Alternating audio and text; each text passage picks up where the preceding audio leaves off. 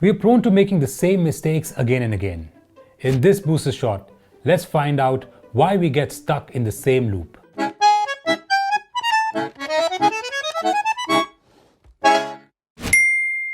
Let's first talk about a famous experiment conducted at Stanford. In this experiment, researchers got a group of students with opposing opinions about capital punishment or the death penalty. Half of the students were in favor of it as they thought that it prevented crime, while the other half were against it and thought that it had no effect. All the students were then given two reports. One report supported the idea of capital punishments preventing crime, while the other was against it. Both the studies were made up and had equally compelling statistics.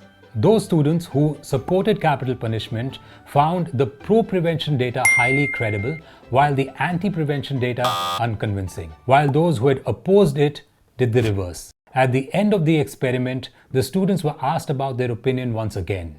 The results were worth noting. Those who started out pro-capital punishment were now even more in favor of it, while those who opposed it were even more hostile. This is called the confirmation bias.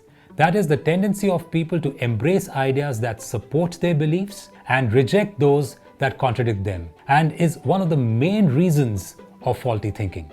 If reason is designed to generate sound judgment, then it is hard to conceive of a bigger design flaw than confirmation bias. Beliefs are our brain's way of making sense of our complex world.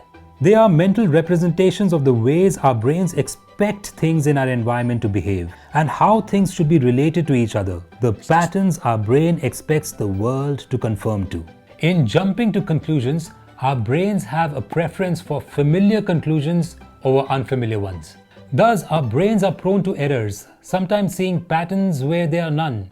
It is a trade-off between efficiency and accuracy. And the reason why we resist changing our beliefs is because it is our beliefs, our convictions that give us our sense of identity. If we all cultivate a scientific attitude of critical thinking and curiosity in our daily lives, we will experience a feeling of discovery rather than discomfort whenever we realize that we have been wrong.